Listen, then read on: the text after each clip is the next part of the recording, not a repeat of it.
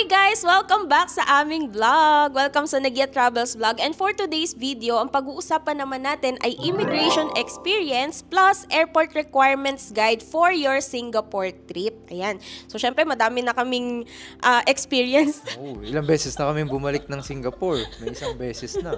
So actually guys, itong Singapore trip na to ay first international travel namin dalawa. So gusto namin matulungan din yung mga first time lang din na magta-travel, international, kung paano step-by-step procedure, ano yung mga guides na pwede nyong makuha. So panoorin nyo tong vlog na to dahil idedetalya talaga namin guys yung step-by-step procedure at mga requirements kapag first time traveler kayo. So yan, mag-start tayo. Start muna tayo sa requirements. Ayan, ano yung mga dapat nyong i-prepare kapag kayo ay paalis na papuntang Singapore. Number 1.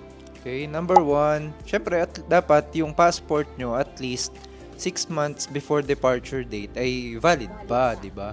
Para hindi lang kayo magka-problema kasi alam ko yun yung requirement ni airport. Para maiwasan na lang din yung conflict, i-check nyo na lang mabuti. Kasi yung sa amin, since matagal na kaming may passport pero di nagagamit, isa to dun sa chinek namin ay, pasok pa ba? Pasok pa naman yung, kasi matagal naman ang expiration ng passport. Iba pa rin yung sigurado lang. Okay? Next, number 2. Ayan, number 2 is yung e-travel. So, dati kasi daw, ito daw yung tinatawag nila na departure card na fini-fill upan. So, nakapapil pa to before. Pero ngayon, pwede na kayong mag-fill up via app.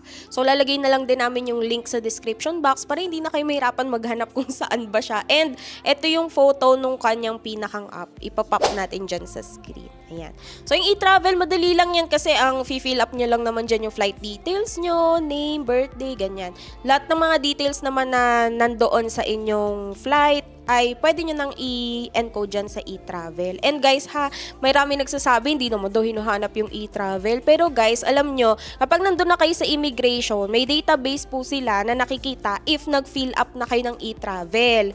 So yung iba, hindi naman daw hinahanap yung e-travel, pero pagdating doon, napansin ni immigration officer na hindi pala kayo nag-fill up, ay patatabihin kayo para mag-fill up. So para hindi na hassle guys, so mga 2 to 3 days before kayo umalis, mag-fill up na kayo. Madali lang naman siya guys, as in. Cause of delay pa yun pagka nagkataon Oo, tas isi-save nyo lang naman yung pinakang barcode or QR niya para proof na nakapag-fill up na kayo.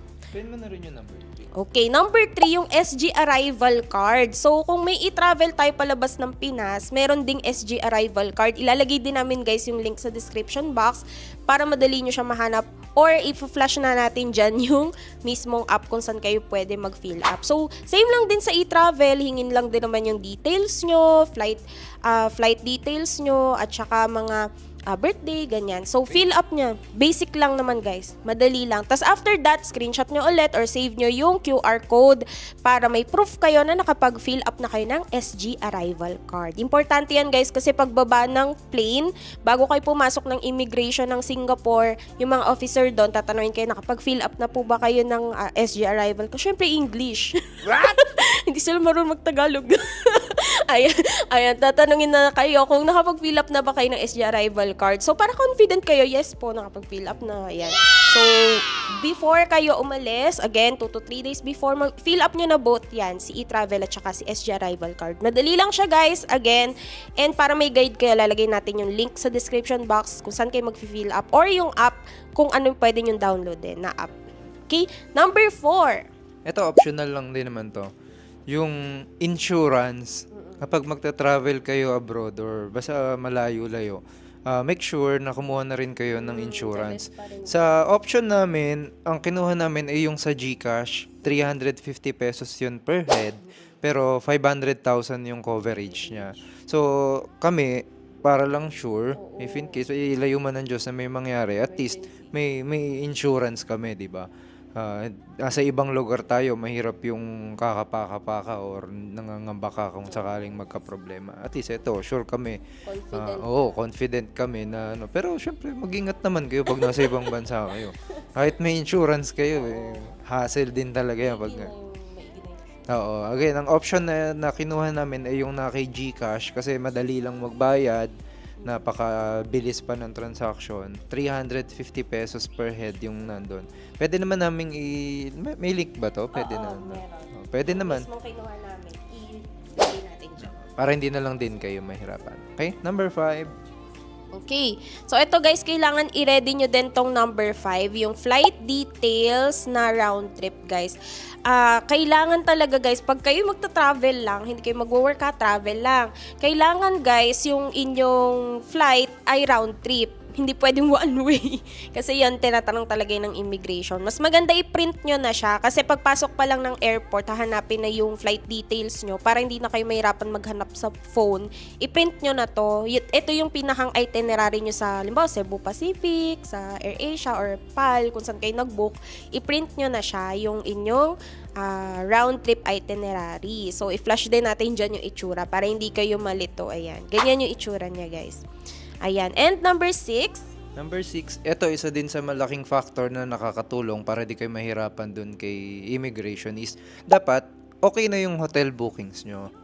Okay, dapat naka-reserve or nakabayad na kayo, nakabook na kayo dun sa hotel na pagtitigilan nyo. Then may copy kayo nung confirmation nung booking nyo dun sa hotel. Yun ay pwede ring ipakita dun sa immigration officer kasi pag chinek nila yun, alam nila na valid yung pag-stay mo dun sa ibang bansa.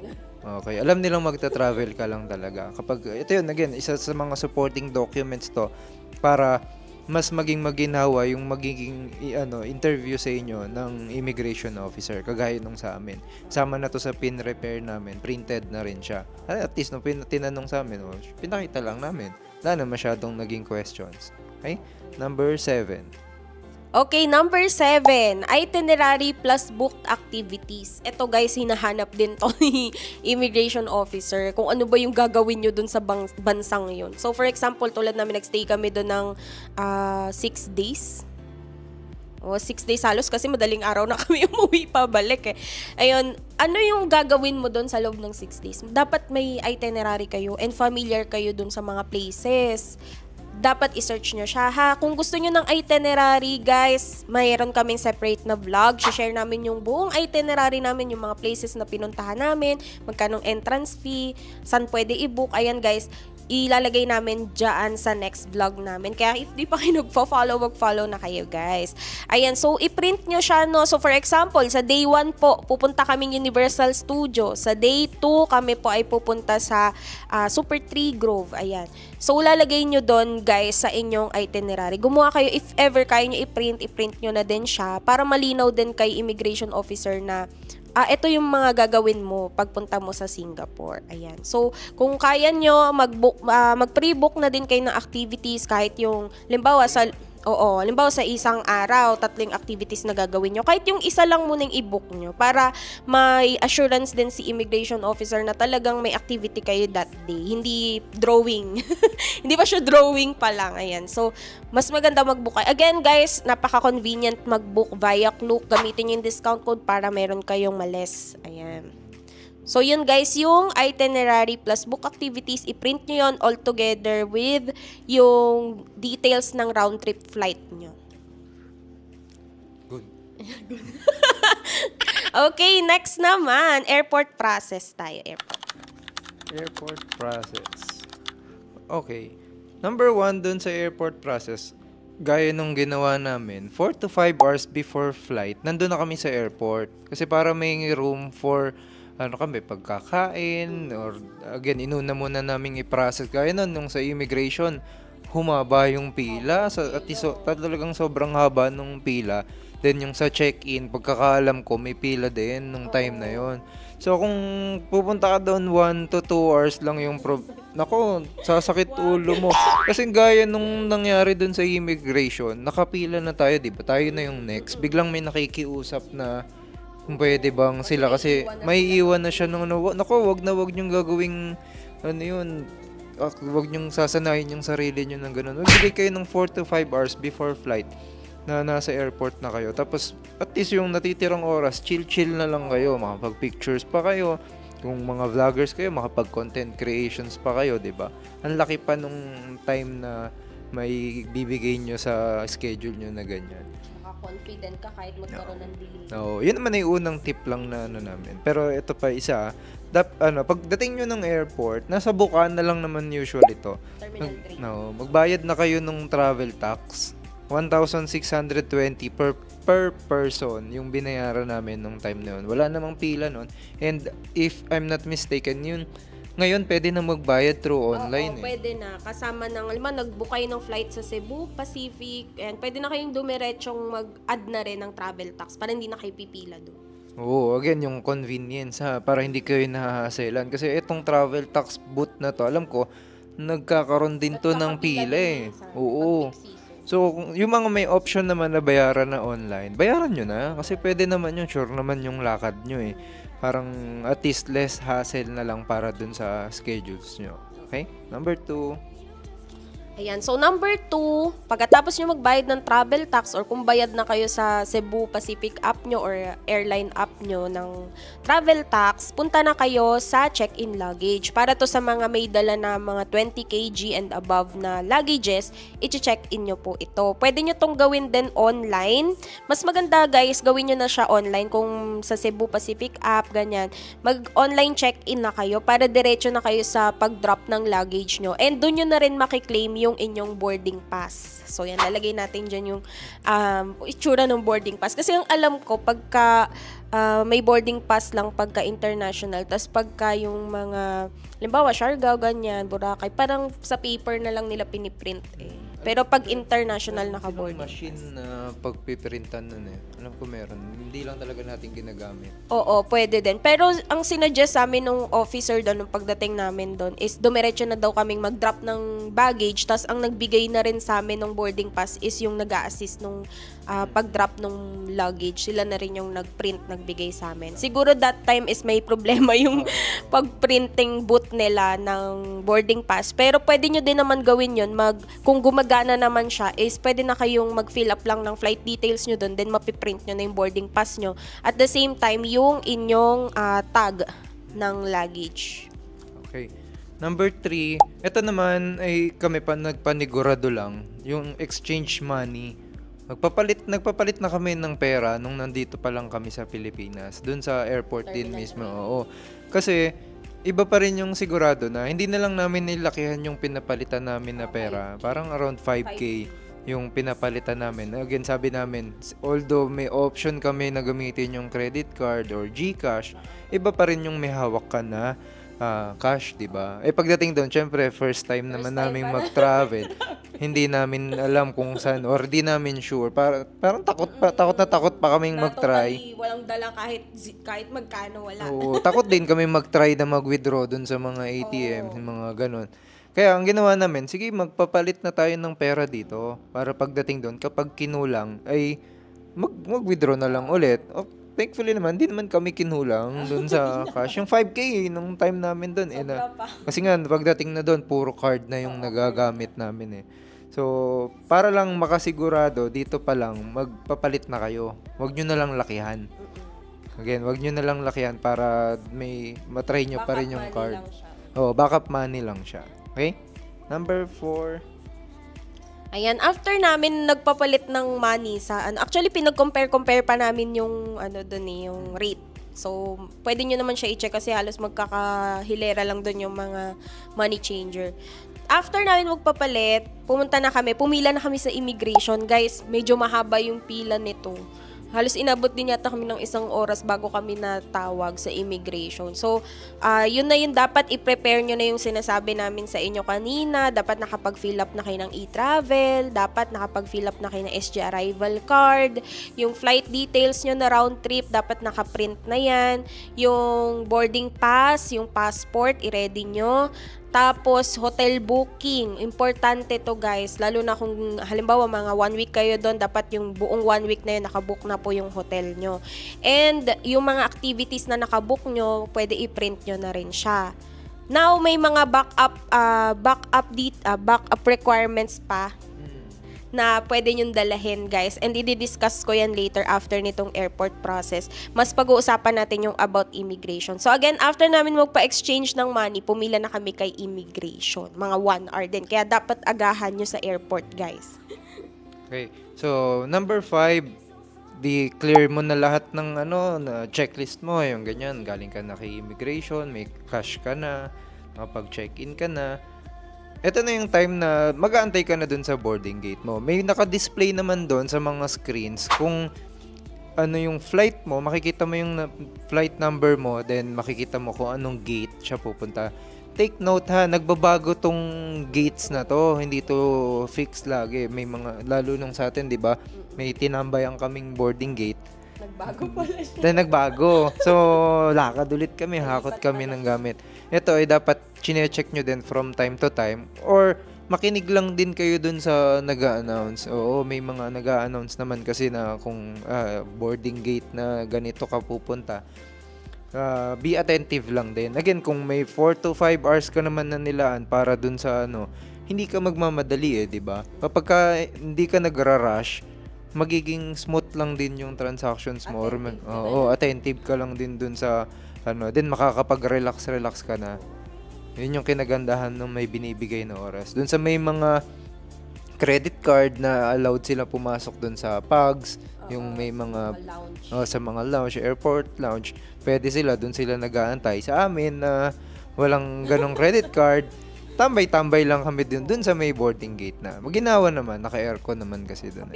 Kape-kape, yun. Dala-dala ka na lang ng gano'n. Then video, mga gano'n. Gawa-gawa ng reels.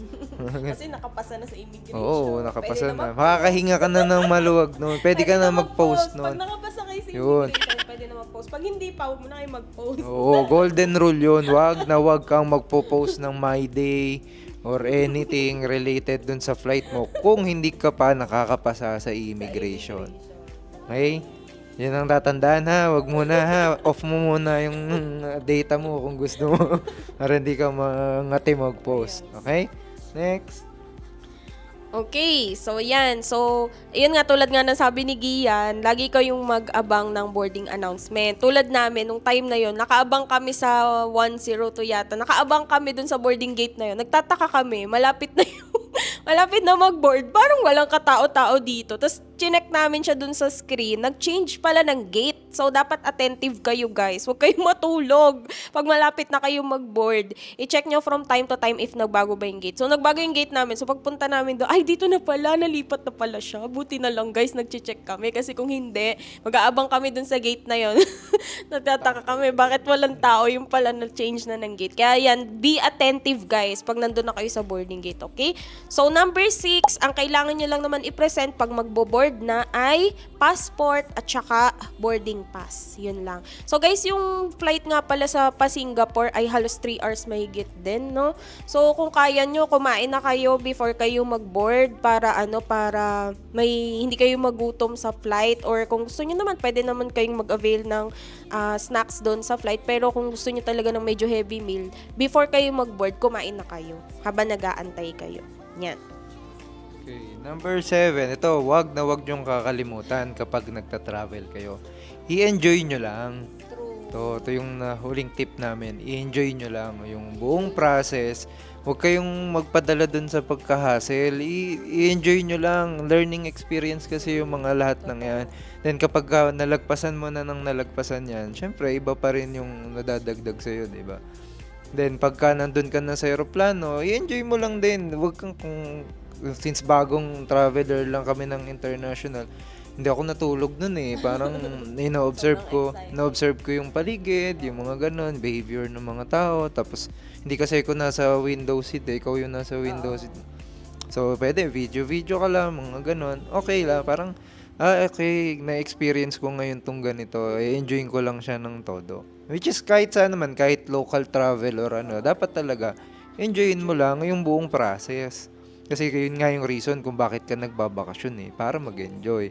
So, i-follow nyo kami at sundin nyo itong mga tips na to na ibinibigay namin para mas ma-enjoy nyo pa yung magiging buong process ng ng adventure nyo or ng travel nyo. Again, ginagawa namin to para hindi nyo nadanasin yung mga pagkakamali or pagiging hassle. Lalo kung first time traveler ka, napakagandang guide yung may ganito kasi wala kami masyadong makitang ganitong guides na ang hirap. Lalo nung nagpa-plan pa lang kami. At least eto na, kompleto na. follow nyo, mag-take notes kayo, ilagay nyo lahat sa cellphone nyo, then kompletuhin nyo before kayo pumunta dun sa airport. Okay? Okay.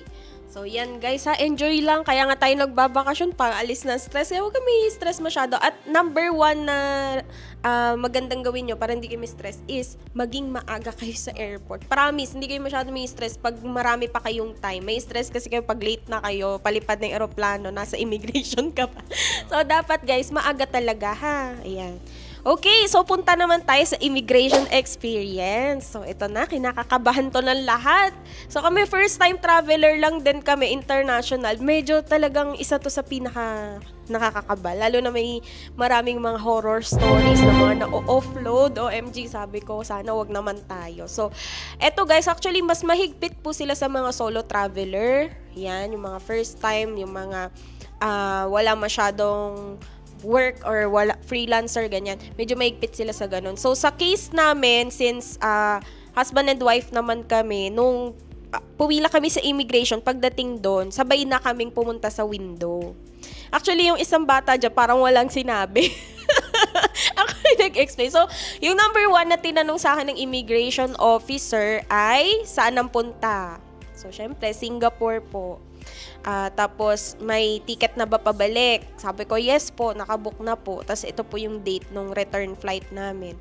Tapos, after that, tinanong niya kung may kasama ba ako. Sabi ko, yes po, yung husband ko. Tapos, ano daw source of income namin? So, sinabi ko na may business po kami. Ano yung pangalan ng business nyo? So, sinabi ko yung pangalan ng business namin na yan.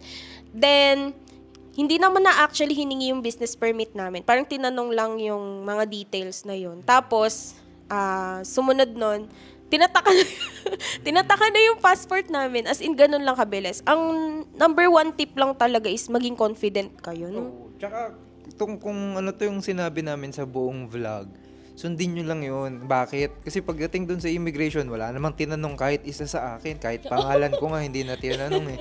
Pinicturean na lang ako. Kasi, kita niya na, pinrovide mo na lahat ng kailangan niya na details. Malinaw na sa kanya na, okay, magbabakasyon tong mga to.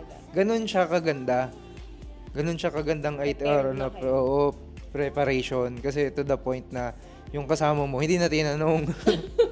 Kasi kompleto na talaga yung details eh. Pinrint ko na yung flight details namin, booking details ng hotel, yung mismong itinerary namin, gagawin namin ng day 1, day 2, nandun na lahat. Tapos, asan kami nag-book.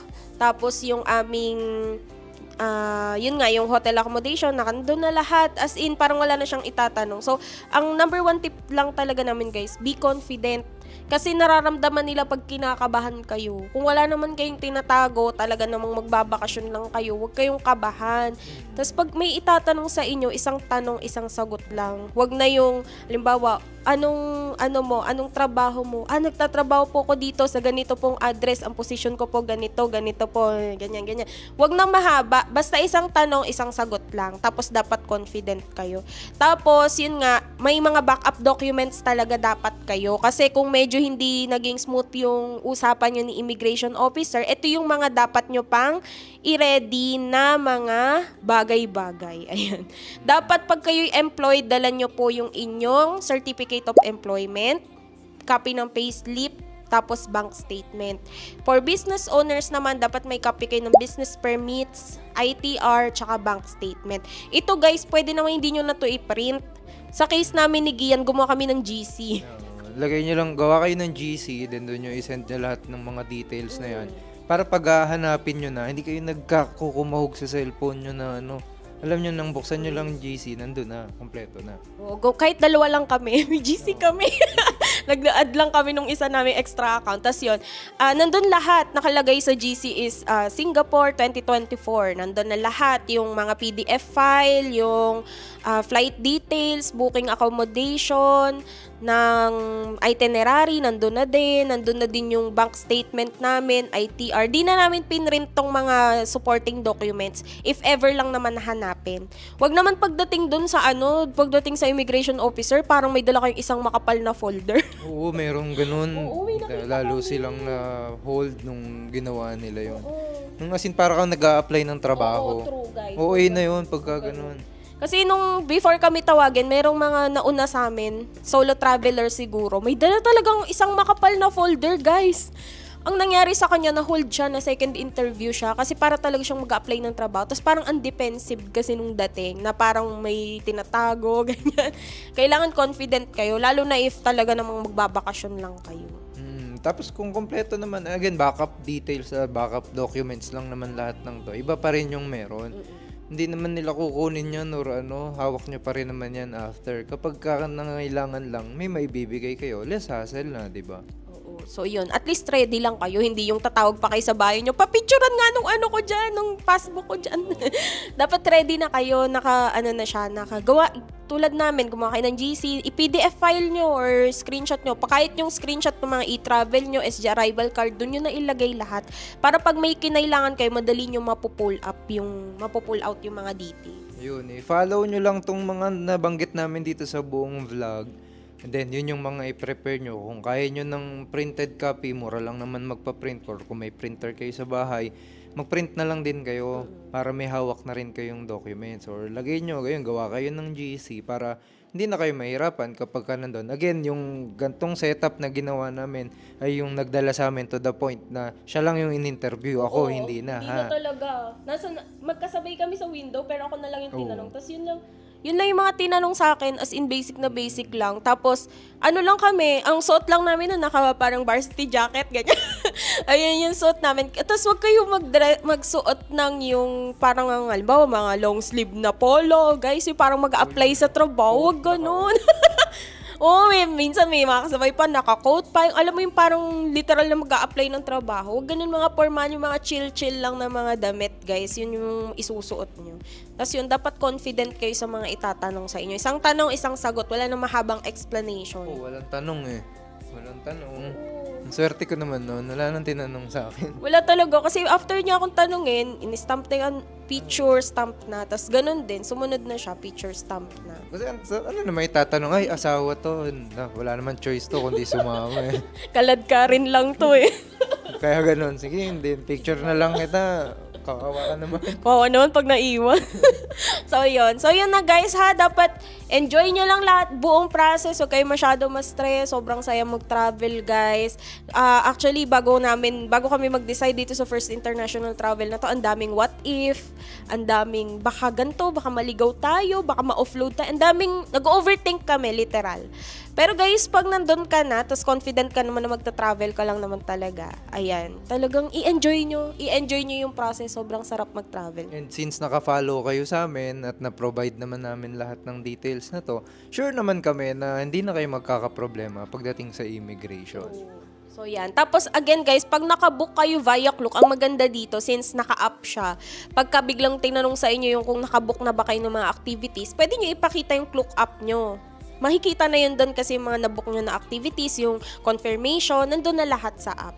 So again guys, pag magbubook kayo sa Klook, use our discount code na Gia Travels Klook para mas malaki pa yung males nyo. Okay? Tingin ko, yun na lahat ng pwede nating ma-share sa atin. Ayan. So, yan na again, guys, yung immigration experience, airport requirements guide for your Singapore trip. So, again, guys, this has been Nagia Travels na naniniwala sa kasabihang, go travel, you deserve it. Follow us for more videos. Bye!